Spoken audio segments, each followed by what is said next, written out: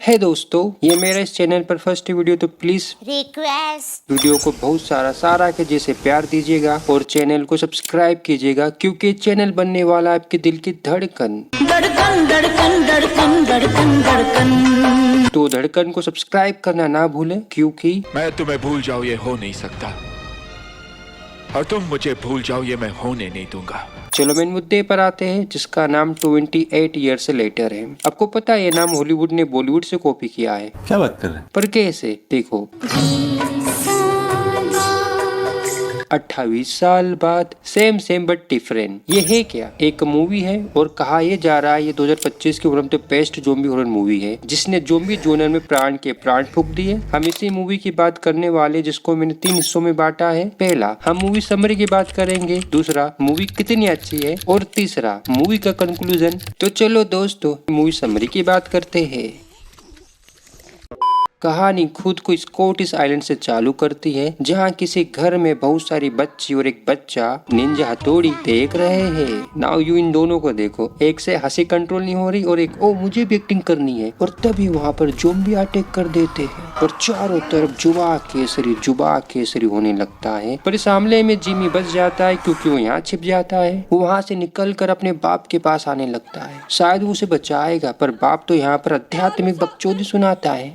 This is a glorious day. Day of judgment.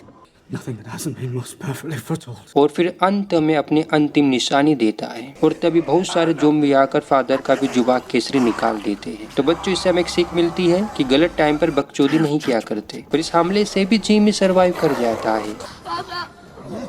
Why have you forsaken me? फिर हमें 28 साल बाद की कहानी इस आइलैंड में परोसी जाती है। इस आइलैंड में 12 साल का स्पाई के नाम का बच्चा रहता है। आज उसके जीवन का सबसे बड़ा दिन है, क्योंकि पापा कहते हैं बड़ा नाम करेगा। क्योंकि वो अपने बाप जेमी के साथ ज़ॉम्बी शिकार करने जा रहा है। इसीलिए गांव के सभी लोग उसे हंसी खुशी विदा कर रहे हैं, क्योंकि कल हो ना हो। और ये दोनों बाप बेटे ब्रिटिश राम सेतु पर चलकर, हाँ, इसे भी चुरा लिया, ज़ॉम्बीज़ की लंका मेनलैंड पर आ जाते हैं। तभी जेमी स्पाई को उसका पहला शिकार बताता है, लौनासुर। और स्पाई के अपना पहला शिकार कर लेता है, जय जुबा केसरी। फिर ये दोनों लंका में आगे बढ़ते हैं। फिर उन्हें सुनहरी हिरण्यकश्यप का झुंड मिलता है। तब स्पाइकी को हिरण का लटका हुआ सिर मिलता है। जेमी कहता है ये काम अल्फामैन का है। दोस्तों, जेमी डर जाता है। वो स्पाइकी को घर ले जाने लगता है। तभी दूर से उसकी मुलाकात अल्फामैन से हो जाती है, जिसकी अपनी सेना है। जेमी स्पाइकी को लेकर भागता है।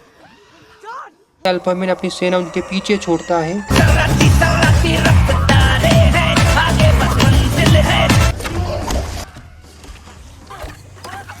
पर फिर भी ये दोनों उसकी सेना से बचकर इस घर में आकर छुप जाते हैं और संध्या आ जाती है। अल्फामैन वही है, जेमी उस पर नजर रखा हुआ है। Alphas aren't like the others, not just bigger, smarter. तब स्पाइकी को जंगल में फायर दिखती है। स्पाइकी जेमी से फायर के बारे में पूछता है, पर जेमी बोल देता है, बेटा मैंने तेको पहली बार देखो। कितनी बार आए? मैं कभी भी नहीं देखी। मैंने तेको पहली बार देखो, पहली बार। I don't know. I've never been there. Just said I've never been there, Spooky. खैर ये लोग यहीं रात बिताते हैं। तब ये घर हिलने लगता है, क्योंकि सुनहरी हिरण्यकश्यपों का झुंड घर के करीब से निकल रहा है बाबू।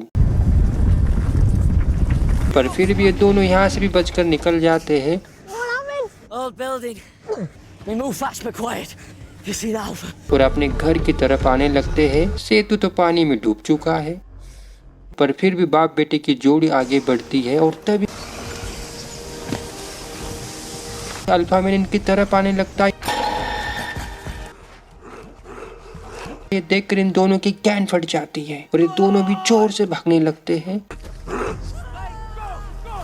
अल्फामैन पीछे। तभी जेमी अपने साथियों से मदद मांगता है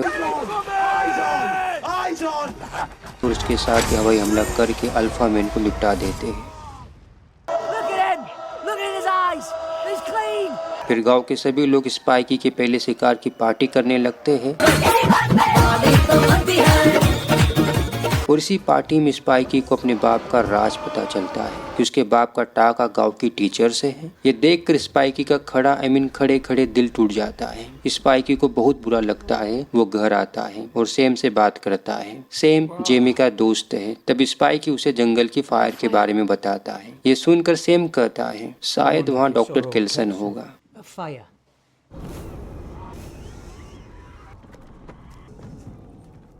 वो मेरा कभी अच्छा दोस्त था। मैं उसे प्यार से गांडू कहकर बुलाता था। स्पाइकी वो डॉक्टर है। सेम हाँ गांडू कभी हुआ करता था। वैसे स्पाइकी की एक मोम है जो अक्सर काफी बीमार रहती है और स्पाइकी अपनी मोम का इलाज किसी भी कीमत पर कराना चाहता है। जब स्पाइकी डॉक्टर कार्लसन के बारे में जेमी से पूछता है Dr. Kelson, Dad. तो जेमी उसे एक सन की गांडू बोलकर बात को टाल देता है। He's not a doctor, Spike. Insane.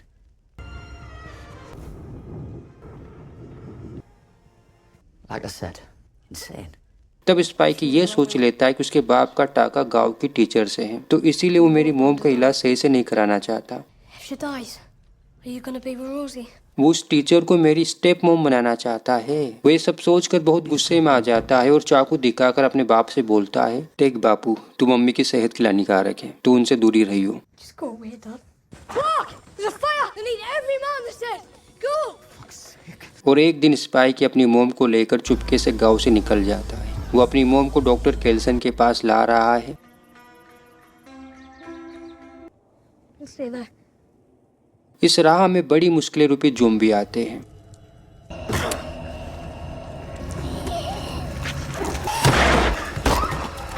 पर स्पाइकी हार नहीं मानता। वो डट कर उनका सामना करता है। तुझे देखा तो ये जाना सनम। और एक बार को लगा कि मुश्किल यानी कि ज़ोंबीज़ उस पर भारी पड़ रहे हैं। वो उनका सामना नहीं कर पा रहा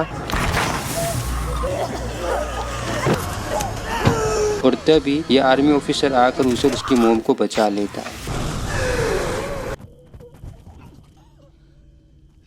अब आर्मी ऑफिसर उन्हें ज्वाइन कर लेता है। ये तीनों पैरों से आगे बढ़ते हैं। I'm gonna take a break. She can walk? तभी मोम को कुछ आवाज आती है। वो शोर आती है रेल, इसमें से आवाज आ रही है। ओह माय गॉड, एक फीमेल ज़ोंबी बच्चे को जन्म दे रही है, असंभव। और मोम उसकी डिलीवरी कराने लगती है। Mom, what are you doing? तब तक ये दोनों भी आ जाते हैं। मोम डिलीवरी करा देती है, बच्ची जिंदा होती है। और तभी फीमेल ज़ोंबी को आर्मी ऑफिसर मार देता है क्योंकि वो हमला करने वाली थी। वो इस बच्ची को भी मारना चाहता है क्योंकि उसे लगता है कि बच्ची इन्फेक्टेड है।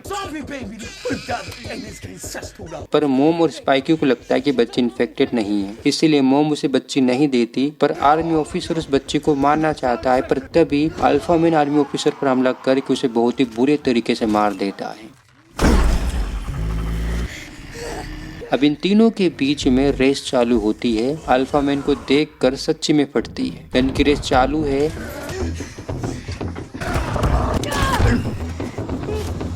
और लगा कि स्पाइकी पकड़ा गया। तभी केल्सन आकर उन्हें बचा लेता है। वो अल्फा मैन को खड़े खड़े बेहोश कर देता है। Morphine, xylazine. It's extremely fast acting. पता नहीं स्पाइकी कौन सी कलम से अपनी किस्मत लिखवा के लाया है, हर बार बच जाता है। I paint myself in iodine. The virus doesn't like iodine at all. You Dr. Kelson? केल्सन उन दोनों को अपने साथ कर लेता है। वो उन्हें अपनी हवेली पर लाता है जहाँ उसने खोपड़ियों की कुतुब मीनार बना कर रखी है। सन की तो है वो ऐसा ही करता है। कोई भी मरा उसकी खोपड़ी लेकर उसे अपनी कुतुब मीनार में लगा देता है। His name was Eric. Let's find Eric a home. Choose a place for him. रात के सीन में केल्सन मोम को चेक करता है और बताता है कि तुम्हारे सिम्टम्स को देखकर मुझे लगता है कि तुम्हें कैंसर है। स्पाइकी, कैंसर क्या होता है? क्या वो मेरी मोम को मार रहा है? कितना मासूम है। केल्सन, हाँ कैंसर तुम्हारी मोम को मार रहा है। There is no medicine that can cure. यहाँ एक अजीब बात होती है। केल्सन मोम को मार देता है, वो भी मोम की मर्जी से। सुबह होती है। केल्सन स्पाइकी को मोम की खोपड़ी देता है। क्या से क्या हो गया। कल तक स्पाइकी के साथ अपनी मोम थी और आज उसके पास मोम की खोपड़ी है।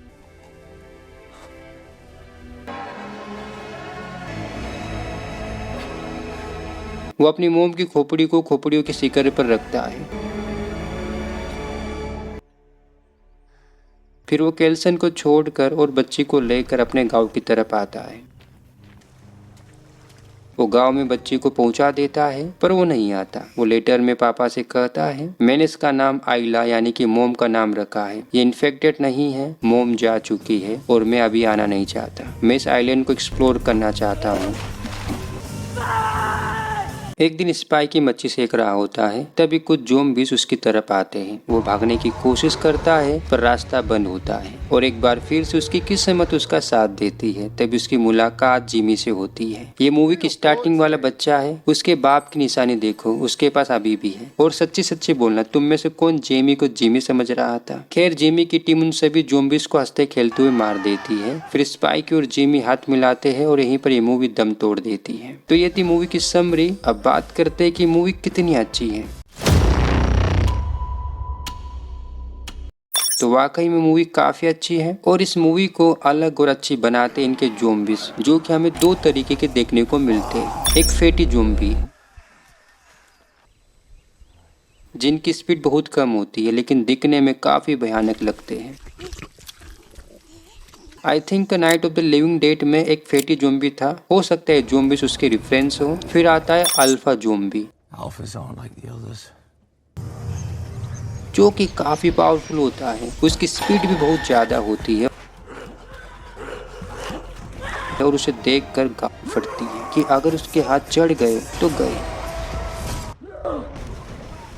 एक और बात जो मुझे अच्छी लगी, ज़ॉम्बीज़ का संगठन दिखाना जिसका लीडर अल्फा मैन होता है। Alpha. ये बात बाकी की ज़ॉम्बीज़ मूवीज में समानता मिसिंग रहती है। वो सभी मूवीज एक समान पैटर्न को फॉलो करती है और पर्सनली मैं देखना चाहता हूँ कि अगर ज़ॉम्बीज़ खुद का एक किंगडम बनाए तो क्या हो, क्या वो इस पूरी पृथ्वी पर राज कर सकते हैं। चलो, इस मूवी ने इसकी शुरुआत अल्फा मैन से की। मुझे ना इस सीन को भी देखकर night of the living dead के आइकॉनिक सीन की याद आ गई। तो क्या ये भी एक रेफरेंस है? पता नहीं, हो भी सकता है, पर इस मूवी की लिंक आपको नीचे मिल जाएगी, तो प्लीज चेकआउट। फिर ज़ॉम्बीज़ को न्यूड दिखाना एक अच्छा कदम है जो मूवी की वास्तविकता पर थोड़ा प्रभाव डालता है। मैं भी एक कदम इनसे प्रभावित हूँ। फिर इस सीन की बात करते हैं जहाँ एक फीमेल ज़ॉम्बी एक बच्ची को जन्म देती है। मुझे ना ये सीन पर्सनली बहुत अच्छा लगा क्योंकि विचित्र चीजें मुझे पसंद है और मैं भी वो बच्ची इस मूवी के नेक्स्ट पार्ट में या उससे नेक्स्ट पार्ट में कोई महत्वपूर्ण भूमिका निभाने वाली हो, क्योंकि वो ज़ॉम्बी और इंसान दोनों का कॉम्बो है। हाँ, इस मूवी ने ज़ॉम्बी के आधारभूत नियम की ज़ॉम्बी को ब्रेन में मारने से वो मर जाएंगे इसे चेंज नहीं किया। Right in the neck. लेकिन एक नई चीज और ऐड की कि ज़ॉम्बीज़ को दिल में मारने से भी वो मर जाते हैं, Head and heart, Spike. जो कि अच्छी बात है क्योंकि इंसान दिल दिमाग के बीच में ही फंसता है। तो फिर ज़ॉम्बीज़ क्यों नहीं मरे? ये मूवी हमें आइलैंड के अंदर की चीजें बताती है कि यहाँ के लोग किस तरह से ज़ॉम्बीज़ से बच रहे हैं, वो किस तरह जीते हैं, वो कम रिसोर्स का यूज करके अपना जीवन यापन किस तरह से कर रहे हैं। यहाँ तक कि अगर उनका सामना ज़ॉम्बीज़ से भी होता है तो इन्होंने उसकी भी प्रिपरेशन कर रखी है, लेकिन आइलैंड के बाहर की दुनिया का जरा भी जिक्र नहीं करती। इस सीन में आर्मी ऑफिसर बोलता है, You do know the whole island is in quarantine, right? You hit land, you never leave. बस इतना ही जिक्र होता है बाहर की दुनिया का। अगर आप ज़ॉम्बी लवर हो तो डेफिनेटली ये मूवी आपको पसंद आएगी। मूवी ये नहीं बताती कि ज़ॉम्बीज़ की शुरुआत कहाँ से हुई, ये ज़ॉम्बीज़ कहाँ से आए, लेकिन जहाँ से भी आए अच्छे आए, दुरुस्त आए। इस मूवी के कुछ एक सीन तो काफी औसम है। ये वाला सीन, ये फिर ये बढ़िया है। और इसकी एक खास बात कि इसने बाकी की टिपिकल ज़ॉम्बीज़ मूवीज की तरह अपने कैरेक्टर्स को नहीं मारा, बल्कि इस मूवी का एक भी मेन कैरेक्टर ज़ॉम्बीज़ के द्वारा नहीं मारा गया। आर्मी ऑफिसर की बात करें तो एक साइड कैरेक्टर था, उसका काम था स्पाइकी को बचाना और वो बचा लेता है। फिर हम आइला के सीन की बात करते हैं जिसमें आइला खुद को सेक्रीफाइस कर देती है। बेसिकली ये सीन कहना चाहता है कि अगर तुम कल मरने वाले हो तो आज मर जाओ, और अगर आज मर रहे हो तभी मर जाओ। मुझे नहीं पता ये सीन स्पाइकी के जीवन में क्या वैल्यूएट करता है। मैं भी इसके बाद स्पाइकी अकेला हो जाएगा। वो अपनी मोम से ही बहुत ज्यादा प्यार करता था, अब वो भी चली गई, तो हो सकता है उसका कैरेक्टर डेवलप करने में तो ये सीन थोड़ी महत्वपूर्ण भूमिका निभाते कि वो किस तरह अब अकेले सारी चीजों का सामना करेगा। पर माँ को नहीं मानना था, नेक्स्ट पार्ट में मार देते। इसीलिए मूवी बाकी की ज़ॉम्बीज मूवी से अलग है, क्योंकि ये ज़ॉम्बीज मूवीज के टिपिकल स्टीरियोटाइप एक दो किरदार को छोड़कर सभी को मार दो उसे तोड़ती है। अगर आप ये पूरी मूवी देखोगे ना तो ऐसा लगता है कि मूवी अपने करेक्टर जैसे जिमी, जेमी, स्पाइकी, केल्सन इन सभी को स्टैब्लिश करने पर ध्यान देती है। यहाँ तक कि ये मूवी ज़ॉम्बीज को एक पॉलिटिकल लीडर जैसे अल्फा मैन देने की भी कोशिश करती है। और ये सीन ये भी बताता है कि शायद ज़ॉम्बी इंसानों की तरह ब्रीडिंग भी करे या इंसान ज़ॉम्बी ये थोड़ा ज्यादा हो गया। जैसे कि मैंने कहा मुझे विचित्र चीजें अच्छी लगती है, अगर ये दिखा दिया जाए तो मजा आ जाएगा। अगर आपने मूवी देखी है तो प्लीज कमेंट करें कैसी लगी, नहीं देखिए तो फिर भी कमेंट करें, पर कमेंट करें। हाँ, वीडियो को लाइक शेयर करना भी ना भूले और चैनल को जरूर सब्सक्राइब करें, क्योंकि मैं तुम्हें भूल जाऊं ये हो नहीं सकता, और तुम मुझे भूल जाओ ये मैं होने नहीं दूंगा।